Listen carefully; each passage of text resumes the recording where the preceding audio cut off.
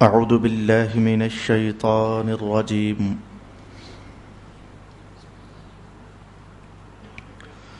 بسم الله الرحمن الرحيم. وَلَقَدْ آتَيْنَاكَ سَبْعًا مِّنَ الْمَثَانِي وَالْقُرْآنَ الْعَظِيمَ. لا تمدن عينيك إلى ما متعنا به أزواجا منهم ولا تحزن عليهم واخفض جناحك للمؤمنين وقل إني أنا النذير المبين كما أنزلنا على المقتسمين الذين جعلوا القرآن عضين فوربك لنسألنهم أجمعين عما كانوا يعملون فاصدع بما تؤمر وأعرض عن المشركين إنا كفيناك المستهزئين الذين يجعلون مع الله إلها آخر فسوف يعلمون وَلَقَدْ نَعْلَمُ أَنَّكَ يَضِيقُ صَدْرُكَ بِمَا يَقُولُونَ فَسَبِّحْ بِحَمْدِ رَبِّكَ وَكُن مِّنَ السَّاجِدِينَ وَاعْبُدْ رَبَّكَ حَتَّى يَأْتِيَكَ الْيَقِينُ صدق الله مولانا العظيم. الصلاة والسلام عليك يا سيدي يا رسول الله. الصلاة والسلام عليك يا سيدي يا حبيب الله. الصلاة والسلام عليك يا سيدي يا شفيع المذنبين وعلى آلك وأصحابك يا سيدي يا رحمة للعالمين.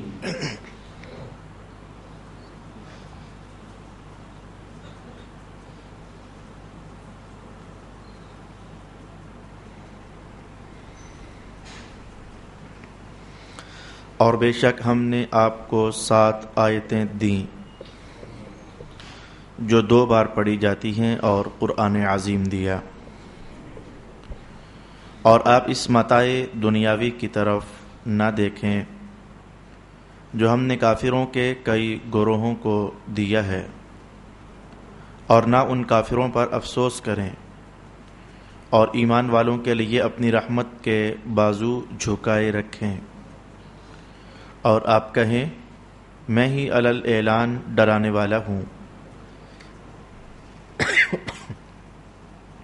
جیسا کہ ہم نے ان پر نازل کیا جو تقسیم کرنے والے تھے، جنہوں نے قرآن کو ٹکڑے ٹکڑے کر دیا، سو آپ کے رب کی قسم ہم ان سب سے ضرور سوال کریں گے کہ وہ کیا کرتے رہے تھے۔ آپ اس کا برملا اعلان کر دیں جس کا آپ کو حکم دیا گیا ہے، اور مشرکین سے اعراض کیجیے، آپ کا مذاق اڑانے والوں سے ہم کافی ہیں۔ جو اللہ کے ساتھ کسی اور کو معبود قرار دیتے ہیں سو وہ ان قریب جان لیں گے، اور بے شک ہم خوب جانتے ہیں کہ ان کی باتوں سے آپ کا دل تنگ ہوتا ہے، سو آپ اپنے رب کی حمد کے ساتھ اس کی تسبیح کیجیے اور سجدہ کرنے والوں میں سے رہیے، اور اپنے رب کی عبادت کرتے رہیے حتیٰ کہ آپ کے پاس پیغام اجل آ جائے۔ صدق اللہ مولانا العظیم۔ برادران دین و ملت، گزشتہ سبق کے آخری حصے کو میں نے پھر آپ کے سامنے تلاوت کیا، جس میں اللہ تعالی نے اس حقیقت کو ارشاد فرمایا کہ محبوب ہم نے آپ کو 7 آیتیں عطا کی جو 2 بار پڑھی جاتی ہیں۔ یہاں تک میں اپنی گفتگو کا کچھ حصہ آپ کو بیان کر چکا تھا۔ فوراً بات کہا کہ ہم نے آپ کو قرآن عظیم بھی دیا۔ اتنا کہنے کے بعد عنوان ایک دم سے بدلا اور فرمایا کہ آپ اس دنیا کے دھن اور دولت کی طرف متوجہ ہی نہ ہوں جو ہم نے کافروں کو دیا ہے، اور آپ افسوس نہ فرمائیں۔ یہ 2 باتیں ارشاد فرمائیں۔ اور آج کی تلاوت کردہ پہلی آیت میں آخری جملہ یہ تھا وَاخْفِضْ جَنَاحَكَ لِلْمُؤْمِنِينَ، ایمان والوں کے لیے آپ اپنے بازو جھکائیں۔ کچھ حقائق ہیں جو اس آیت میں ارشاد فرمائے گئے، کوشش کرتے ہیں کہ ان حقائق تک رسائی حاصل کی جائے۔ پہلے ہم اس آیت کا تعلق جوڑیں گے رسول پاک صلی اللہ علیہ وآلہ وسلم کی ذات اطہر کے ساتھ، جیسا کہ ائمہ تفسیر نے کیا۔ اس کے بعد اس آیت کو ہم اپلائی کرنا چاہیں گے اپنی زندگیوں میں۔ تو آج کی یہ آیت ایک طرف سے ہم رسول اللہ کی نسبت عالی کے حوالے سے سمجھیں گے، اور آج کی یہ آیت ایک طرف سے ہم اپنے حوالے سے سمجھنے کا اہتمام کریں گے۔ بھائی دیکھیے، رسول اکرم صلی اللہ علیہ وآلہ وسلم ان کافروں کے سامنے تشریف فرما ہوں، سچے اللہ کی سچی بات انہیں سنائیں، سچی دعوت دیں۔ قیامت جو کہ یقیناً قائم ہونے والی ہے وہ بات ارشاد فرمائیں، جنت جو کہ برحق ہے اللہ کا وہ حکم سنائیں، دوزخ بھر کیف پیدا کی جا چکی ہے یہ سچائی ان لوگوں کے سامنے لائیں۔ انہی کے گندے کرداروں کو اجالنے کے لیے رسول پاک علیہ السلام خوبصورت ضابطۂ اخلاق اور ضابطۂ حیات انہیں عطا فرمائیں، جس سے انسانیت کا سر فخر سے اونچا ہو جائے اور یہ سارے کے سارے پھر جھٹلا دیں۔ تو ادھر سے جو زمین پر تصویر بن رہی ہے وہ آپ ذرا دیکھیے گا، رسول پاک علیہ السلام کا ہر حکم رحمت، اور وہ اس رحمت کا انکار کر رہے ہیں۔ رسول پاک علیہ السلام کی ہر دعوت خیر، اور کافر اپنی جھولیاں لپیٹ رہے ہیں کہ ہم یہ خیر نہیں لینا چاہتے۔ مصطفیٰ کریم علیہ السلام کا انسانیت سازی کے لیے ہر اقدام نور، لیکن وہ جان بوجھ کر حضور رحمت عالم کے دیے ہوئے نور سے اپنے آپ کو بھگا کر دور لے جا کر کفر کی تاریکیوں میں رہنا چاہتے ہیں۔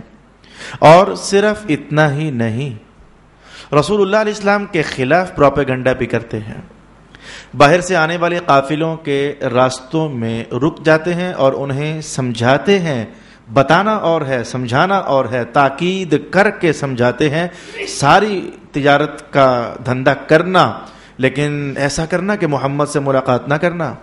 ایک نیا بندہ آج کل ہمارے شہر مکہ میں آیا ہوا ہے، اس سے ملاقات نہ کرنا، بہت بڑا جادوگر ہے، جو اس سے ملاقات کرتا ہے تو پھر سمجھو کہ اسی کا ہو جاتا ہے، بلکہ وہ گمراہ کرنے کے لیے یوں کہتے کہ جو اس سے ملاقات کرتا ہے پھر وہ اپنے ماں باپ سے لڑ پڑتا ہے۔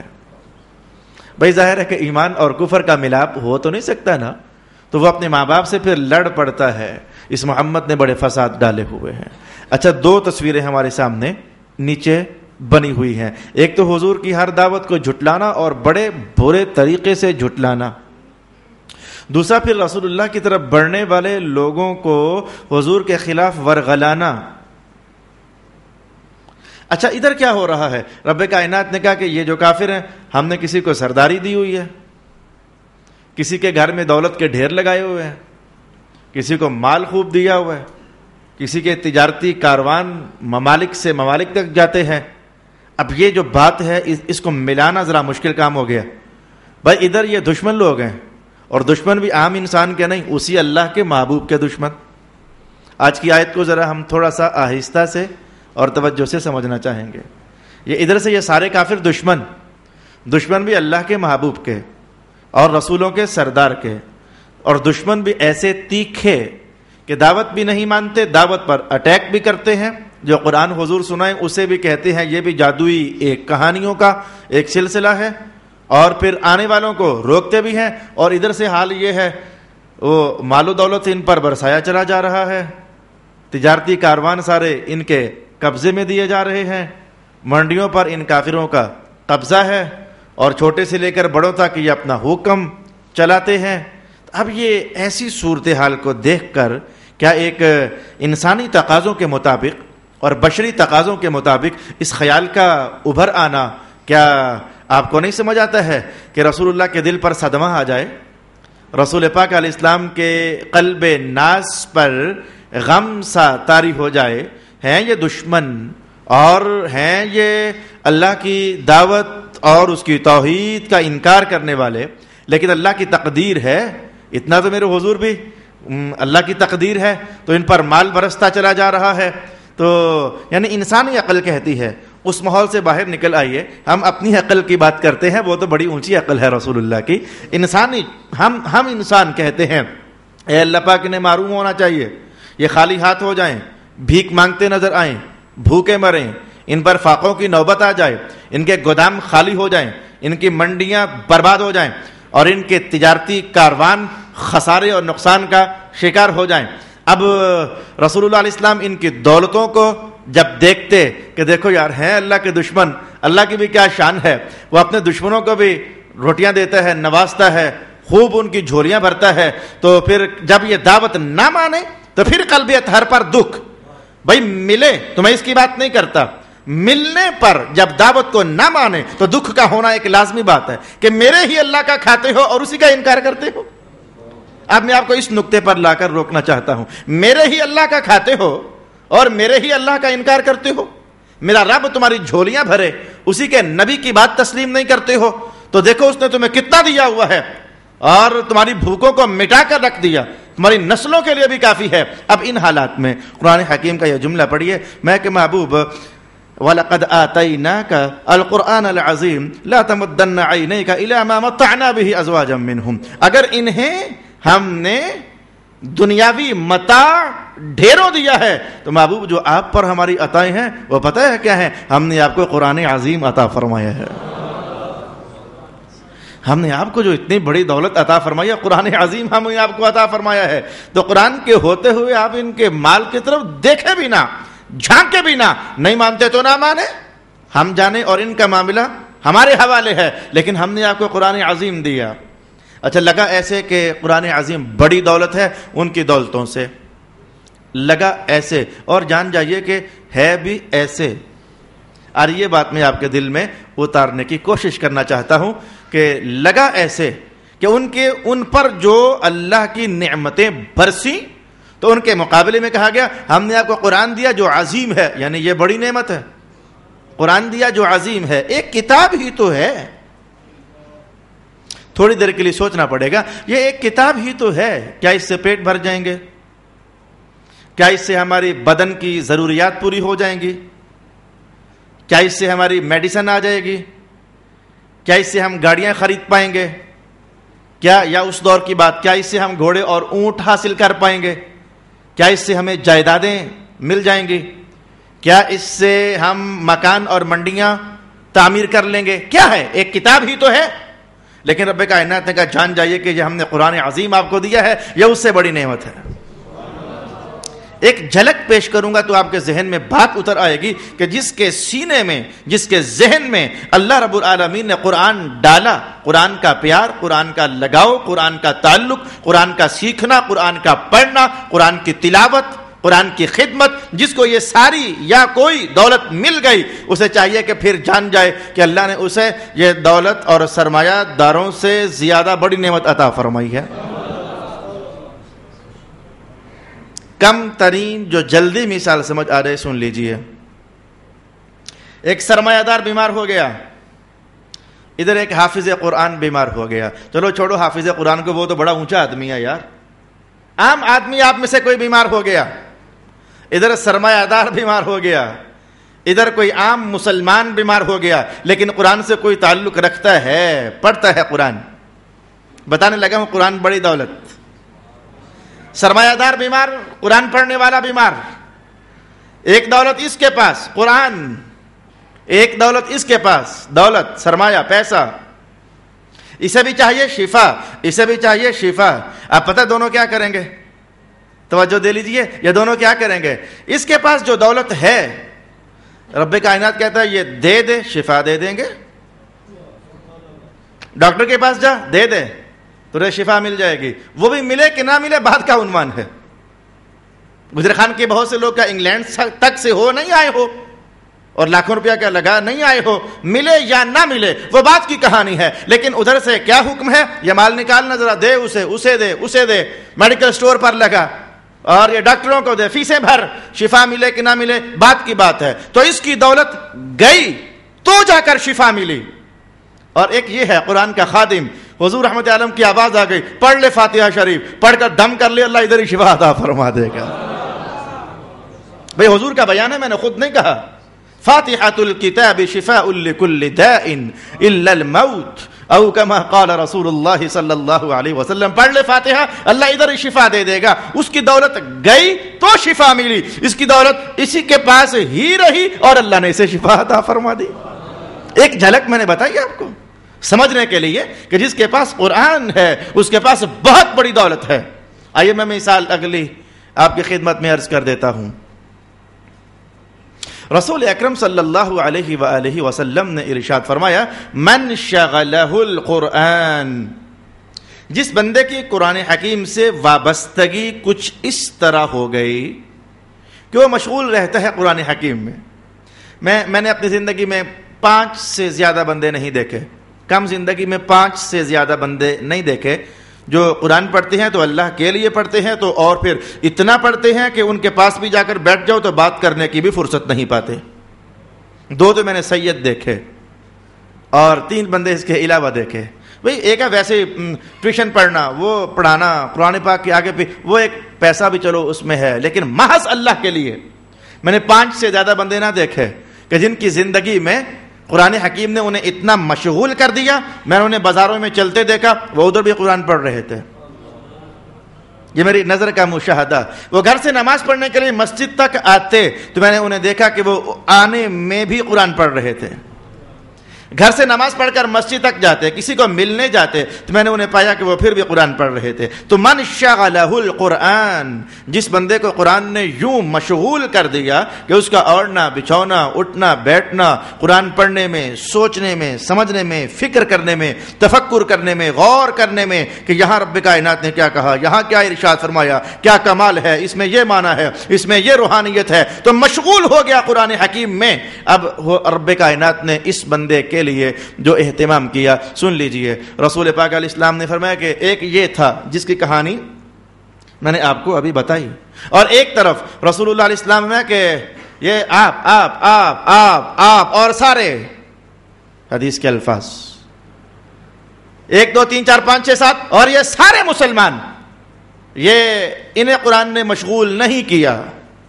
2 طرح کے لوگ ہو گئے، ایک وہ ہے جسے قرآن نے مشغول کر دیا، اور ایک وہ ہے جسے قرآن نے مشغول نہیں کیا۔ جیسے کہ ہم ایسے ہی ہیں، ہمیں قرآن حکیم نے اتنا مشغول نہیں کیا کہ ہمارا اٹھنا بیٹھنا چلنا پھرنا سب متوجہ ہو جائے قرآن حکیم کی طرف، ہم ایسے ابھی تک نہیں بن پائے ہیں۔ تو فرمایا ایک یہ ہے جسے قرآن نے مشغول کر دیا، ایک یہ ہے جنہیں قرآن نے مشغول نہیں کیا۔ حضور آپ کیا فرمانا چاہتے ہیں؟ میں یہ جو سارے ہیں جنہیں قرآن نے مشغول نہیں کیا، یہ اللہ تعالیٰ سے کہتے ہیں، کوئی کہتا ہے مولا گھر، کوئی کہتا ہے مولا بنگلہ، کوئی کہتا ہے مولا رزق، کوئی کہتا ہے مولا شفا، کوئی کہتا ہے مولا کاروبار، کوئی کہتا ہے مولا بیٹیوں کا رشتہ، کوئی کچھ مانگ رہا ہے، کوئی کچھ مانگ رہا ہے، کوئی کسی کی کہانیاں کچھ ہیں، کسی کے قصے کچھ ہیں۔ یہ سب اپنی اپنی بولیوں میں مانگ رہے ہیں اور اپنی اپنی ضرورتیں طلب کر رہے ہیں، اور ایک یہ ہے مانگ ہی نہیں سک رہا، اس کو دعا مانگنے کی بھی فرصت نہیں، اتنا قرآن حکیم نے اسے مشغول کر دیا۔ حضور فرمائیں حکم کیا ہے؟ میں کہ ان سب نے مل کر جتنا مانگا ہے، ان سب نے مل کر جتنا مانگا ہے، اللہ رب العالمین اس قرآن والے کو بغیر مانگے ان سب سے زیادہ عطا فرما دیتا ہے۔ یہی وجہ ہے کہ ہمارے اکابر صوفیہ، ہمارے اکابر اولیاء، ہمارے اکابر اہل نظر، ہمارے اکابر جنہوں نے اپنا سب کچھ اللہ تعالیٰ کے لیے، اپنے سب کچھ میں اللہ کا پیار اتار لیا، میں یوں کہنا چاہوں گا، جنہوں نے اپنے سب کچھ میں اللہ کا پیار اتار لیا، میں کہوں گا کہ وہ آج بھی دلوں پر حکمرانی کرتے ہیں، اور جن کے تاجوں میں نگینے جڑے ہوتے تھے انہیں مرے ہوئے کتنے سال ہو گئے، شاید ہم ان کا نام تک بھی نہیں جانتے ہیں۔ تو رب کائنات نے ارشاد فرمایا لا تمدن عینیک الی ما متعنا به ازواجا منهم، ہم نے جو آپ کو قرآن عظیم دیا ہے یہ ان کی دولتوں سے بڑی دولت ہے جو اللہ رب العالمین نے آپ کو عطا فرمائی۔ اور ویسے بھی آپ کو بتا دوں، یہ جو کہا گیا کہ محبوب آپ کے سامنے آپ ان کی دولت کو دیکھے ہی نہ، آپ کے لیے ان کی دولت ہے ہی کیا ہم نے آپ سے کہا نہیں تھا کیا ہم نے آپ سے کہا نہیں تھا؟ کیا حضور رحمت عالم نے خود فرمایا کہ رب کائنات نے مجھے یہ پیشکش فرمائی ہے کہ محبوب اگر کہتے ہو تو ہم ان چٹانوں کو، ان پہاڑوں کو سونے کا بنا دیتے ہیں، اور صرف بنا نہیں دیتے، آپ کے ساتھ چلا دیتے ہیں۔ جدھر آپ جائیں یہ سونے کے پہاڑ چل کر آپ کے ساتھ جائیں۔ لیکن حضور رحمت عالم نے آگے سے جواب دیا، مولا کریم میں چاہتا ہوں کہ ایک دن کھانا کھاؤں اور ایک دن نہ کھاؤں۔ میں تو یہ چاہتا ہوں، میں ان پہاڑوں کو سونے کا بنا کر اپنے ساتھ چلانا نہیں چاہتا، میں تو یہ چاہتا ہوں کہ ایک دن کھانا کھاؤں اور ایک دن نہ کھاؤں۔ جس دن نہ کھاؤں تو میں عاجز بن کر مانگنے والا بن جاؤں، اور جس دن کھاؤں تو سر جھکا کر شکر ادا کرنے والا بن جاؤں۔ اے میرے اللہ، میں تو یہ چاہتا ہوں۔ حضور رحمت عالم نے یہ کہا بھی کہ مولا کریم یہ دولتیں، یہ سونے، یہ چاندیاں، بس میرے لیے تیرا پیار کافی ہے، لیکن اس کے باوجود رب کائنات نے جو کچھ رسول پاک علیہ السلام کو دیا، حضور رحمت عالم نے اسے ہمارے سامنے بیان کیا۔ وہ سارا نہیں، ایک جملہ کہنے لگا ہوں اس کا۔ اللہ رب العالمین نے رسول اللہ علیہ السلام کو جو دیا، سب بخاری شریف پڑھنے والے یہ حدیث پڑھتے ہیں کہ جس میں رسول اللہ علیہ السلام نے فرمایا کہ اللہ رب العالمین نے مجھے زمین کے خزانوں کی چابیاں ہی عطا فرما دی ہیں۔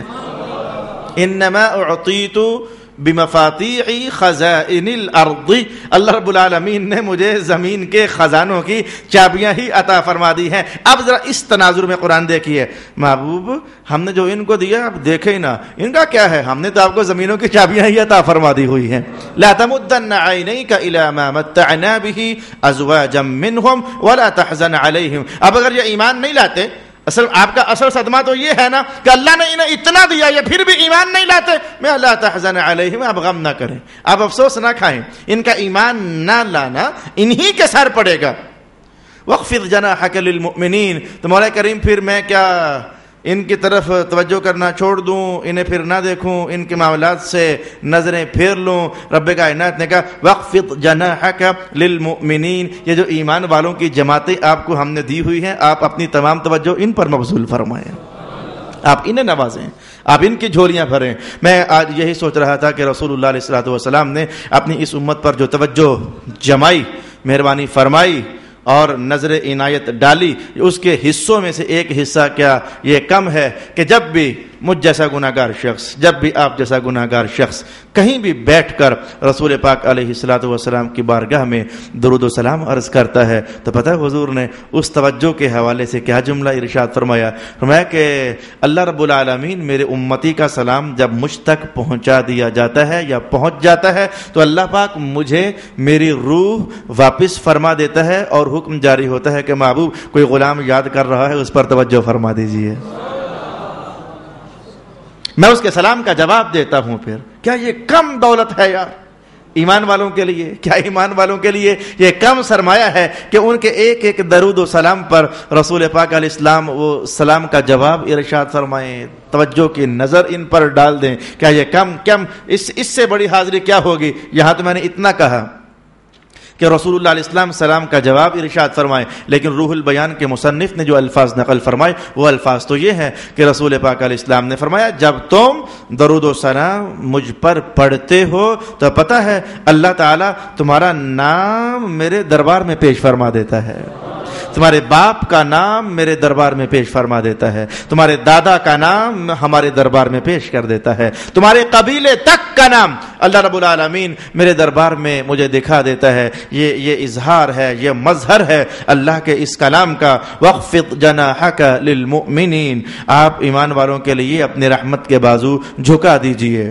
وَقُلْ إِنِّي أَنَا النَّذِيرُ الْمُبِينُ، اور آپ انہیں ارشاد فرمائیں کہ میں تو تمہیں ڈرانے والا ہوں ہر برے عمل سے، کھلم کھلا ڈرانے والا ہوں ہر بری شے سے۔ نذیر ہر نقصان دینے والی چیز کو بیان کرنا، جو صاحب یہ بیان کریں انہیں کہتے ہیں نذیر، ڈرانے والے، ہر نقصان دہ چیز کو بیان کرنے والے۔ کما انزلنا علی المقتسمین، ہم نے آپ کو قرآن دیا جیسے کہ اس سے پہلے بھی کچھ لوگ تھے جنہیں ہم نے کتاب عطا کی تھی لیکن مقتسمین تھے، انہوں نے کتاب کے ٹکڑے ٹکڑے کر دیے۔ الذین جعلوا القرآن عضین، اور یہ لوگ ہیں جنہوں نے قرآن حکیم کے ٹکڑے کر دیے، جو دل چاہا مان لیا اور جس کو دل خوش نہ ہوا اسے ترک کر دیا۔ تو یہ قرآن کو ٹکڑے ٹکڑے کرنا ہے۔ فاصدع فوربک لنسألنہم اجمعین، سو آپ کے رب کی قسم ہم ان سب سے ضرور سوال کریں گے. یہ کافروں کا حوالہ ہے. ہم ان سب سے ضرور سوال کریں گے. جہاں تک معاملہ ایمان والوں کا ہے تو رسول پاک علیہ السلام نے بیان فرمایا ہے کہ میری امت میں سے 70,000 لوگ ایسے ہیں جن سے اللہ نے سوال ہی نہیں کرنا، بغیر سوال کے جنت میں ڈال دینا ہے. اور پھر حضور کی رحمت مزید جب پھیلی تو حضور نے یہ جملہ ساتھ ارشاد فرما دیا، پھر وہ جو 70,000 ہوں گے اللہ کرم فرمائے گا، ان 70,000 میں سے ہر ایک کے ساتھ مزید 70,000 اللہ جوڑے گا، انہیں بھی بغیر حساب کے جنت میں داخل فرما دے گا. یہ ہے ایمان اور یہ ہے کفر کی شان. کافر بندے کے بارے میں لنسألنہم، ہم ضرور ان سے سوال کریں گے. کیا کرتے رہے رسول اللہ کے خلاف؟ کیا کیا اللہ کے خلاف؟ کیا کیا مذہب کے خلاف؟ تمہارا بول کس کے خلاف چلتا رہا؟ تمہاری نظر کس کے خلاف چلتی رہی؟ تمہارے ہاتھ کس کے خلاف ہلتے رہے؟ تمہارے قدم کس کے خلاف چلتے رہے؟ غلطیاں ہم سے بھی تو ہوتی ہیں، لیکن رسول اللہ علیہ السلام نے ارشاد فرما دیا کہ 70,000 ضرب 70,000 اللہ رب العالمین بغیر حساب کے جنت میں داخل فرمائے گا. اور صرف اتنا ہی نہیں، یہ تو وہ تھا جو فگر اور عدد رسول اللہ بیان کر گئے. قرآن کا اعلان قیامت تک چل رہا ہے، واللہ یرزق من یشاء بغیر حساب. اللہ کی عطائیں جب برستی ہیں تو ایسا ہو جاتا ہے کہ اللہ کئیوں سے بغیر حساب ہی کی عطا فرما دیتا ہے. یہ رزق ہی صرف مراد نہیں ہے کہ اللہ روٹیاں، رزق، پیسہ، دولت، کاروبار جسے چاہتا ہے تو بے تحاشا بغیر حساب کے عطا کرتا ہے. جی ہاں، صرف یہ رزق کی یہ دنیاوی رزق کی بات نہیں ہے، بلکہ یہ آخرت کے رزق کی بات بھی ہے. چاہو تو میں کل یا آج پڑھائی جانے والی حدیث میں آپ کی خدمت میں عرض کر دیتا ہوں.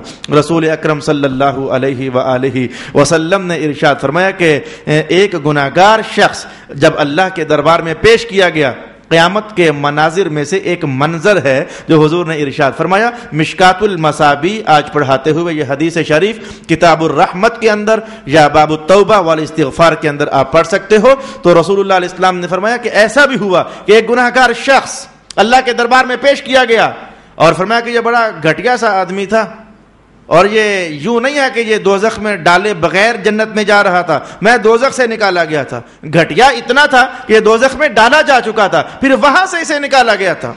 پہلے اس کا گھٹیا ہونا بیان کیا، لیکن اللہ بغیر حساب کے جب دیتا ہے تو میں یہ وہ بات آپ کے سامنے لانا چاہتا ہوں. تو اللہ رب العالمین نے اسے نکال کر کے تو فرمایا تو مانگنا چاہتا ہے تو مانگ، کچھ مانگنا چاہتا ہے تو مانگ. حضور فرماتے ہیں کہ اس نے اپنی طرف سے کوئی بہت بڑی شے مانگی. وہ کتنی کی بڑی شے تھی؟ اللہ نے پوچھا تیری نظر میں کوئی بڑی شے؟ اس نے کہا بادشاہت، ملک کی بادشاہت. اللہ اس سے پوچھتا کوئی بڑی شے جانتا ہے؟ وہ کہتا جانتا ہوں. پوچھا کیا؟ فرمایا ملک کی بادشاہت. رب کائنات نے کہا جا میں نے اتنی جنت تجھے دے دی، جو ملک کی بادشاہت جتنی تیرے علم میں ہے اتنی جنت تجھے دے دی. ابھی وہ یہی کہہ رہا تھا کہ مولا کائنات مجھے. حضور نے فرمایا اللہ رب العالمین نے کہا اتنی ایک بار پھر اور دے دی، اتنی ایک بار پھر اور دے دی، اتنی ایک بار پھر اور دے دی، اتنی ایک بار پھر اور دے دی، اور اتنی ایک بار پھر اور دے دی. اللہ نے 5 بار یہ کلام کیا. ایک بادشاہت، دوسری بادشاہت، تیسری بادشاہت، چوتھی بادشاہت، 5ویں بادشاہت. اب بندے کا حال پتہ کیا ہوگا نیچے؟ اس نے کہا بس بس مولا بس. بندہ لینے والا کہہ رہا ہے مولا بس، بڑا ہو گیا. ابھی وہ یہی کہہ رہا تھا بس بس. رب کائنات نے کہا 10 بار اتنا ہی اور دے دیا. یہ ہے واللہ یرزق من یشاء بغیر حساب. آخر میں وہ بندہ پریشان ہو کر کہتا ہے مولا یہ واقعی صحیح ہے، تو مجھے دے رہا ہے یا میرے ساتھ کوئی استہزاء ہو رہا ہے؟ جیسے ہم نہیں کہتے مذاق کرنا، کیونکہ اللہ کی شان نہیں نا مذاق کرنا. بندہ حیرانی میں ڈوب کر کہاں میں اور کہاں جاگیروں کی جاگیریں، وہ بھی جنت میں، اور پھر اللہ دیے جائے دیے جائے دیے جائے دیے جائے. میں بس بس کر رہا ہوں تو اللہ کہے 10 بار اور. وہ کہتا ہے مولا یہ کہیں تو میرے ساتھ استہزاء تو نہیں فرما رہا ہے؟ جب اس کی یہ کیفیت بنی اللہ کے دربار میں تو رسول پاک علیہ السلام ادھر مسکرا دیے. دیکھو یہ کیا کہہ رہا ہے اللہ کو، واللہ یرزق من یشاء بغیر حساب. میں کہ فوربک لنسألنہم اجمعین. ان سے تو ہم ضرور سے پوچھیں گے، انہیں تو نہیں چھوڑنا ہم نے. باقی رہے جو آپ کے ہیں تو ان کے ساتھ ہمارا معاملہ ذرا کچھ اور ہے. فاصدع بما تؤمر واعرض عن المشرکین. جو حکم آپ کو ہم نے بتائے ہیں وہ آپ کھلم کھلا ان سے بیان کریں. شاید یہی وجہ ہے کہ جو ہمارا ابھی تک سبق چلا، یہ رسول اللہ کی مسند شریف پر بیٹھنے والا، اگر اسے اللہ غیرت مندی عطا فرما دے تو یقین جان لیجیے کہ وہ جانتا ہے کہ میرے پاس قرآن کی دولت ہے، بہت بڑی دولت۔ وہ سرمایہ دار تو سرمایہ دار ہے، وہ وقت کے بادشاہوں کو بھی شاید وہ نظر کے ایک گوشے سے بھی دیکھنا پسند نہیں کرتا۔ کل میں ایک مجلس میں حاضر تھا، اس میں میرے استاد گرامی بھی تشریف فرما تھے، حضرت علامہ سید ریاض حسین شاہ صاحب، ایک بہت سید عالم تشریف لائے ملتان سے، میری مراد پیر سید حامد شاہ صاحب کاظمی۔ انہوں نے پہلا ہی جملہ بولا، دل بڑا مزہ کر گیا۔ وہ چونکہ وزیر ہیں اس وقت، مذہبی امور کے وزیر ہیں، تو انہوں نے آتے ہی کہا بات یہ ہے بھائی، جیسے یہ دھوپ چھاؤں نہیں ہوتی، یہ ہمارے منصب یہ دھوپ چھاؤں ہی ہوتے ہیں، کبھی دھوپ ہو گئی کبھی چھاؤں ہو گئی، کبھی دھوپ ہو گئی اور کبھی چھاؤں ہو گئی، ان سے ہمیں عزت نہیں ہے، ہماری ساری عزت مصطفیٰ جان رحمت کی نسبتوں کی وجہ سے ہوا کرتی ہے۔ اللہ تعالیٰ ہمیں ساری عزت، تو میں کہوں گا یہ دیکھو، جنہیں اللہ نے قرآن کا سرمایہ دیا اور سمجھ بھی عطا فرمائی، ان کا گیت کل کی طرح آج بھی یہ ہے، ان کا نغمہ کل کی طرح آج بھی یہ ہے کہ رب کائنات تیرا شکر ہے تو نے اس بندہ فقیر کے دل کو اپنے قرآن کے نور کے لیے منتخب فرما لیا ہے۔ فاصدع بما تؤمر واعرض عن المشرکین، اعراض کیجئے، چھوڑیے انہیں، انا کفیناک المستہزئین، بے شک جو آپ کا مذاق اڑانے والے ہیں ہم ان کے لیے کافی ہیں۔ یہ جملہ ایک ہے، لیکن یہ جملہ ایک ہو کر بھی ایک نہیں ہے۔ اس وقت میرے سامنے امام جلال الدین سیوطی کا تفصیلی کلام ہے، اس وقت میرے سامنے زاد المسیر میں کچھ تفصیلی کلام ہے، میں جب تک وہ کہوں گا نہیں تو میں سمجھتا ہوں کہ میری بات ادھوری رہے گی۔ کچھ عنوان ایسا ہے، 7 قسم کے کافر ایسے تھے جنہوں نے رسول اکرم علیہ الصلوۃ والسلام کے خلاف بدتمیزی کا طوفان کھڑا کیا ہوا تھا، تو اللہ رب العالمین نے ان کے متعلق فرمایا کہ یہ جو آپ کے خلاف شرارتیں کرتے ہیں، آپ کو ٹھٹھے کا نشانہ بناتے ہیں، مذاق کرتے ہیں، گلی گلی آپ کے نام کو رسوا کرنے کی کوشش کرتے ہیں، آنے والوں کو آپ سے قریب آنے نہیں دیتے ہیں، انہیں ہٹانے کا اہتمام کرتے ہیں، تو رب کائنات نے ان کے بارے میں کہا انا کفیناک المستہزئین۔ میں چاہتا یہ ہوں کہ چونکہ حدیث شریف کی دنیا میں آیا کہ وہ 7 قسم کے کافر تھے، اور پھر انہوں نے کیسے کیسے ستایا، اور پھر اللہ تعالیٰ نے ان کے بارے میں جو یہ وعدہ دیا ہم انہیں کافی ہیں، انہیں سنبھال لیں گے ہم، تو پھر کیسے اللہ رب العالمین نے ان کا بندوبست کیا، وہ بڑی دلچسپ کہانیاں ہیں۔ میں چاہتا ہوں کہ وہ تفصیل کے ساتھ آپ کی خدمت میں بیان کر دوں۔ میں ذرا تھوڑا سے ایک آیت یا پھر ایک اور آیت آگے بڑھ جاؤں تو پھر اگلی نشست میں ہماری یہ صورت بھی ختم ہو جائے گی، اور ان 7 کے 7 کافروں کے حوالے سے جو ہمارے مذہب میں تعلیمات آئی ہیں اور ان کے خلاف اللہ کی طرف سے جو انتقامی کارروائی آئی ہے وہ میں آپ کی خدمت میں ضرور بیان کروں گا۔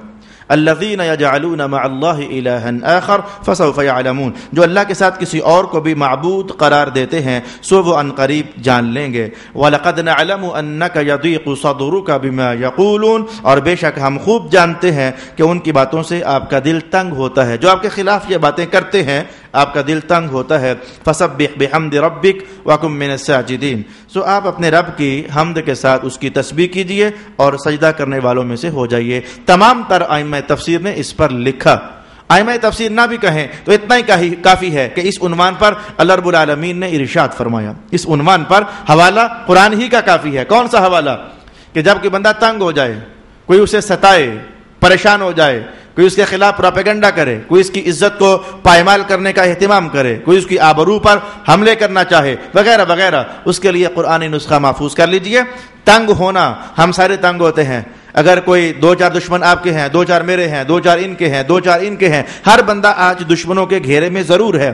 کوئی نفسیاتی دشمن ہے، کوئی نظریاتی دشمن ہے، کوئی خاندانی دشمن ہے، کوئی ماحولیاتی دشمن ہے، کوئی مسلک کے حوالے سے دشمن ہے۔ ہر انسان کو کسی نہ کسی طرح کی دشمنی کا سامنا ضرور ہے۔ پھر جہاں دشمنیاں چلتی ہیں یاد رکھنا کہ پھر وہاں ایک دوسرے کے خلاف بولنا، گالیاں نکالنا، عزت خراب کرنا، پائمال کرنا اور لیگ پولنگ کرنا، پگڑیاں اچھال دینا، دامنوں پر دھبے لگانے کا اہتمام، یہ سارا کچھ ہوتا ہے۔ تو مذہب کا نسخہ لے جائیے، ارشاد گرامی ہوا فسبح بحمد ربک ربک وکن من الساجدین، ایک تو تسبیح بیان کرنا، ایک اللہ کی حمد بیان کرنا، اور ایک نماز ادا کرنا۔ یہ تین کام ایسے ہیں جن سے اللہ رب العالمین دلوں کے صدمے ہلکے فرما دیتا ہے۔ یہ تین کام وہ ہیں جن سے اللہ تعالیٰ تمہارے دشمنوں کے لیے خود ہی کافی ہو جاتا ہے۔ تمہیں وَاعْبُدْ رَبَّكَ حَتَّى يَأْتِيَكَ الْيَقِينُ، آپ اپنے رب کی عبادت کرتے رہیے حتیٰ کہ آپ کے پاس پیغام اجل آ جائے۔ اچھا، اب میں آپ سے رائے لے لیتا ہوں، وقت پورا ہونے میں 5 منٹ باقی ہیں،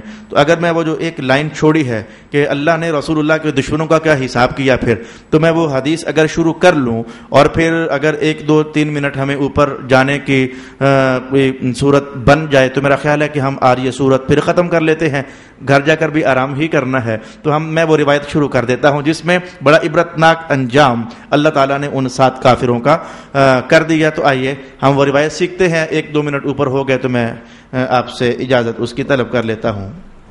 7 قسم کے کافر تھے جو رسول اللہ علیہ الصلوۃ والسلام کو تنگ کیا کرتے تھے۔ اللہ رب العالمین نے وعدہ دے دیا، انا کفیناک المستہزئین، ان مذاق کرنے والوں کو ہم کافی ہیں۔ یہ کیا ہے؟ ہم کافی ہیں۔ اے اللہ تعالیٰ پھر تو نے کیا فرمایا ان کے لیے؟ ائمہ تفسیر نے ارشاد فرمایا، اس وقت میرے سامنے زاد المسیر کا حوالہ ہے، چاہو تو اس روایت کو آپ طبرانی میں بھی پڑھ سکتے ہو، اور اس روایت کو امام سیوطی نے بیہقی کے حوالے سے بھی نقل فرمایا ہے۔ یہ 3 حوالے کہنے کے بعد آئیے، اتا جبرائیل رسول اللہ صلی اللہ علیہ وسلم، جبریل امین آ گئے، آیت نازل ہو گئی، یہ الگ کہانی ہے۔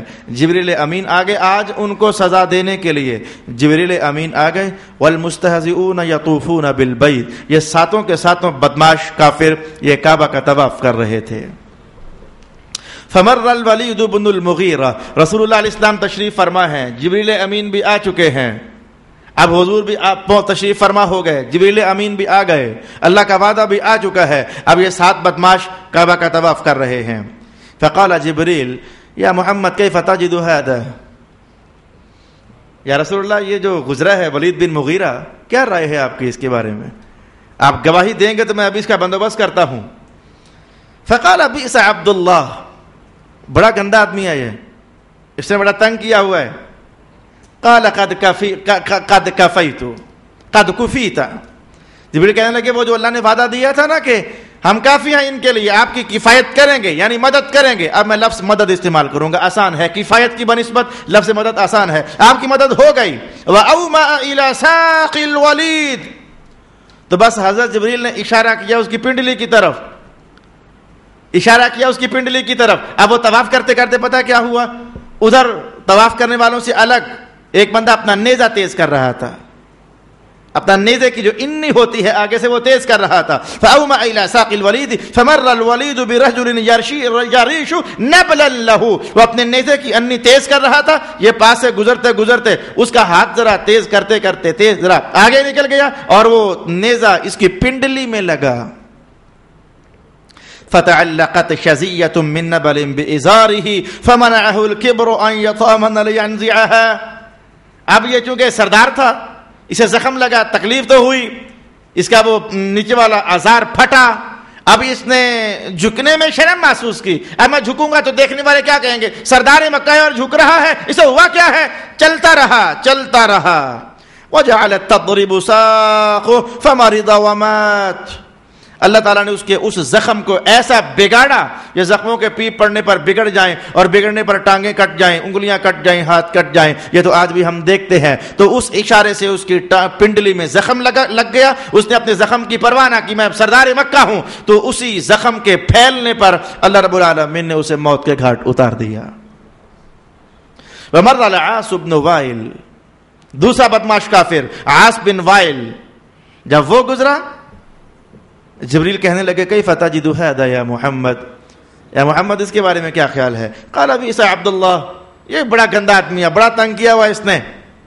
فاشار الى اخمص رجلی، تو حضرت جبریل امین نے اس کے پاؤں کی طرف اشارہ کر دیا، تو وہ طواف کرتے کرتے ہی وہاں سے کانٹا اللہ نے جہاں سے بھجوانا تھا بھجوا دیا، وہ کانٹا اس کے پاؤں میں لگا اور اس کے وہ پاؤں کا زخم اتنا پھیل گیا، اس میں زہر بھر گیا، جیسے وہ ریشہ پھیل جائے اور پھر پیلا ہو جائے پھر نیلا ہو جائے، جو کیفیت آپ جانتے ہیں، میں الفاظ سارے کے سارے نہیں پڑھ رہا، میں صرف مقصد کی بات تاکہ وقت پر ہم ختم کر پائیں. اس کے پاؤں میں کانٹا چبھنے پر اللہ نے زخم لگا دیا اور آخر کار وہ زخم اس کی موت کا سبب بن گیا. عمر الاسود ابن المطلب، اس کا تو تماشا ہی ہو گیا. میں آج جب پڑھ رہا تھا میں ہنسنے لگ گیا، اس کا تو تماشا ہی ہو گیا. وہ اسود بن مطلب گزرا پاس سے، جبریل کہنے لگے حضور اس کے بارے میں کیا خیال ہے؟ بڑا گندا آدمی ہے. فاشار بیدہ الی عینیہ فعمی وہلک. ایک روایت کے الفاظ یہاں جو میں نے آپ کے سامنے پڑھ دی ہے، حضرت جبریل امین نے اس کی آنکھوں کی طرف اشارہ کیا، وہ ادھر ہی اندھا ہو گیا اور اسی اندھا ہونے کی حالت ہی میں وہ مر گیا. لیکن جو دوسری روایت کے الفاظ میں نے پڑھے وہ الفاظ یہ تھے، یہ پاس ہی ایک درخت تھا، تو یہ اب اشارہ تو ہو چکا تھا، یہ اپنے سر کو پکڑ کر تو اس درخت کے ساتھ ایسے ٹکرے مارنے لگ گیا اور اپنے نوکروں کو آواز مار رہا تھا، مجھے بچاؤ مجھے بچاؤ مجھے بچاؤ. کسی نوکر نے کہا کس سے بچائیں، کیا ہوا ہے؟ ٹکرے خود ہی مار رہے ہو نا، کس سے بچائیں؟ کون ٹکرے تجھے مار رہا ہے؟ وہ کہا مجھے خود نظر نہیں آ رہا کون ہے، لیکن میں اپنے سر کو روک نہیں پا رہا ہوں. لگ ایسے رہا ہے جیسے کسی نے مجھے گردن سے پکڑا ہوا ہے اور پکڑ کر میری ٹکرے پر ٹکرے مروائے جا رہا ہے. اس نے کہا جب نظر نہیں آئے گا تو کیسے بچوائیں گے؟ تو اللہ رب العالمین نے اس کا یہ حال کیا کہ ٹکرے مار مار کر یہ درخت کے ساتھ یہ ادھر ہی فنا ہو گیا. ومر الاسود ابن یاغوس، عبد یاغوس کا بیٹا اسود گزرا. جبریل کہنے لگے کہ اس کے بارے میں کیا خیال ہے؟ کہا یہ بڑا گندا آدمی ہے. واشار الی بطنہ، جبریل امین نے اس کے پیٹ کی طرف اشارہ کیا. فسقا بطنہ، اس نے پانی پینا شروع کر دیا. لیکن یہ یہاں کے الفاظ ہیں جو میں نے ایک دوسرے مقام پر الفاظ پڑھے، وہ یہ تھا گھر گیا تو گھر جا کر اس نے مچھلی کھائی. اب مچھلی کھانے کے بعد پیاس بہت لگتی ہے، تو اس نے مچھلی کھائی تو اس کی پیاس بڑھ گئی. یہ پانی پیتا اس کی پیاس ٹھنڈی نہ ہوئی. پانی پیتے پیتے پیتے اس کا پیٹ پھٹنے پر آ گیا، لیکن اس کی پیاس ٹھنڈی نہیں ہو رہی تھی. آخر کار یہ پانی پیتے پیتے پیٹ کے اسی تکلیف اور پیاس کی مرض میں اللہ رب العالمین نے اسے موت عطا فرما دی. مر به الحارث بن قیس، حارث بن قیس گزرا. فقال کیف تجد هذا یا محمد؟ قال عبد سوء، یہ تو بڑا ہی گندا آدمی ہے. فاومأ الى رأسه، جبریل امین نے اس کے سر کی طرف اشارہ کیا. بس وہاں سے اس کے سر میں کوئی دانہ بن گیا اور ایک پھوڑا، وہ دانہ بڑھ کر پھوڑا بن گیا، پھوڑا بن کر پھیل کر زخم بن گیا. اور جیسے وہ اندر سے مغز نظر آنے لگ جائے، میں اس کی مثال کہوں گا جیسے وہ کتے کے سر میں مغز آپ نے کبھی دیکھا ہو کیڑے پڑنے پر. مجھے ایک مفسر کے الفاظ یاد پڑ رہے ہیں. پہلے تو میں ہنسا، میں نے کہا انہوں نے یہ کہاں سے کہہ دیا، لیکن بعد میں مجھے سمجھ آیا کہ یہ اصل میں روایت میں آیا ہوا ہے. وہ جو پیچھے الفاظ نہیں آئے تھے کہ آپ ان کی طرف نہ دیکھیں، ان کی دولت کی طرف دھیان نہ دیں، اس مفسر نے کہا یا رسول اللہ محبوب آپ ان کی طرف نہ دیکھیں، یہ کتے ہیں، یہ کتے ہیں، آپ ان کی طرف نہ دیکھیں. میں ایک دم نہ مانا، میں نے کہا انہوں نے یہ کہاں سے کہہ دیا، یہ کتے ہیں. کوئی دلیل ہونی چاہیے، کوئی روایت ہونی چاہیے. اگرچہ یہ اپنے مقام پر وہ تو ہے، یہ تو کتوں سے بھی غلیظ ہیں اور یہ تو گدوں سے بھی غلیظ ہیں کافر. یہ تو قرآن حکیم کا بیان ہے. میں نے کہا یہاں انہوں نے کیسے کہہ دیا؟ محبوب آپ ادھر نہ دیکھیں، یہ کتے ہیں. لیکن مجھے اب سمجھ آ رہی ہے کہ اس کے سر میں وہ جو پھوڑا بنا اور پھٹا، اس کا مغز اندر سے نظر آنے لگ گیا. اللہ رب العالمین نے اسی حالت میں اسے موت عطا فرما دی. باقی رہ گئے تھے دو، اسرم اور باکک. ایک کو اللہ نے دبیلا عطا کر دیا اور دوسرے کو اللہ نے ذات الجنب عطا کر دیا. اب حاصل کلام یہ بھی دو مرضوں کے نام ہیں. یہ دبیلا، یہ پیٹ کے اندر بعض اوقات انفیکشن ٹائپ زخم ہو جاتے ہیں، انہیں دبیلا کہا جاتا ہے. اور ایک کو ذات الجنب کے مرض میں اللہ رب العالمین نے مبتلا کر دیا اور اپنا وعدہ سچا کر دیا. انا کفیناک المستہزئین، جو آپ کو مذاق کرنے والے دشمن ہیں آپ کے، ہم انہیں چھوڑیں گے تو نہیں. میں دور حاضر میں میرے دوستو آپ کو کہنا چاہوں گا، زندگی بھر کبھی بھی رسول اللہ کے خلاف کوئی غلط لفظ نہ بولنا، مارے جاؤ گے. اگر آپ کی زندگی میں کوئی ایسا واقعہ ہوا، بندہ گستاخ تھا رسول اللہ کا اور اسے موت طاری ہوئی، میں کہوں گا غور سے دیکھنا، وہ ان 6-7 کیسوں میں سے کوئی ایک ہی ہوگا. یہ تو قرآن حکیم کا وعدہ اور روایات میں اس کا سچ کا اظہار. ان 6-7 کیسوں میں سے کوئی ایک ہی بنتا ہوگا.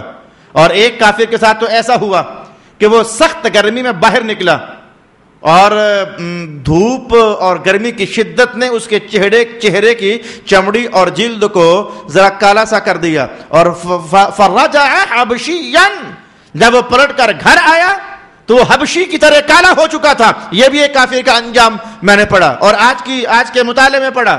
اور گھر جا کر اپنے دروازے کو کھٹکایا اور کہا کہ مجھے جی اندر آنے دیں. انہوں نے کہا بھاگ جا, تو ہے کون؟ وہ لاکھ پیٹتا رہا, میں تمہارا فلانا ہوں, میں خامند ہوں, اس کا باپ ہوں, اس کا بھائی ہوں. ہو گیا بھاگ جہاں سے, نہ تو ہمارا خامند ہو نہ ہمارا بھائی. وہ دروازہ کھڑکاتا رہا, کسی نے دروازہ نہ کھولا.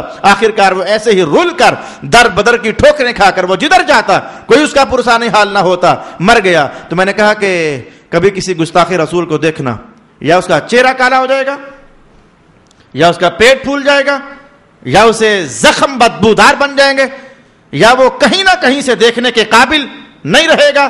تو میں آپ کو سخت مذہب کا یہ پیغام کہنا چاہوں گا. او کبھی بہت ہی غصے میں آ گئے ہو نا, وضو کر لو, اپنا غصہ ٹھنڈا کر لو. کسی نے تمہیں ورغلا ہی دیا ہے, توبہ کر لو, لا الہ الا اللہ پڑھ لو, لیکن رسول اللہ کے خلاف کبھی کوئی لفظ نہ بولنا. جس نے رسول اللہ کے خلاف بولا ہے, قرآن کے آج کے سبق کی تاریخ آپ لے جائیے, پھر اس کا حشر اچھا نہیں ہوا ہے. زبانیں بند ہو گئی ہیں. ایسے بھی لوگ مطالعے سے گزرے ہیں جن کی زبانیں بند ہو گئیں, بلکہ زبانیں لٹکتی ہوئی بھی تاریخ نے بتایا. تو اللہ تعالیٰ رسول اللہ کی دشمنی سے محفوظ فرمائے, رسول اللہ کے خلاف بولنے سے محفوظ فرمائے. اور اللہ کا شکر ہے آپ تو ایسے گھروں میں پیدا ہوئے ہو کہ وہ پیدا ہوتے ہی کوئی نہ کوئی نعت سنانے والا کانوں میں نعت کی آواز ڈال رہا تھا. بڑے ہوئے تو گھر میں کوئی ساتہ ہو گیا, کوئی 40واں ہو گیا, کوئی محفل نعت ہو گئی, کوئی محفل میلاد ہو گئی. تو اللہ نے تمہیں والدین ایسے عطا کر دیے جو رسول اللہ کے خادم, نوکر, چاکر, بھلے کردار مندہ شندہ ہی صحیح, لیکن وہ دل سے رسول اللہ سے پیار کرنے والے تھے. تو اللہ کا شکر ادا کرو. اور میں آخری جملہ یہ کہوں گا کہ اس اپنی قول کی محبت کو اور دل کی محبت کو خدا را عمل کی محبت بنا کر ظاہر کرو, تاکہ کل قیامت والے دن رسول پاک علیہ الصلوۃ والسلام کندھوں پر تھپکی دے کر ارشاد فرمائیں کہ اللہ پاک اس سے بھی بغیر حساب والوں میں داخل فرما دے. وآخر دعوانا ان الحمد للہ رب العالمین. اب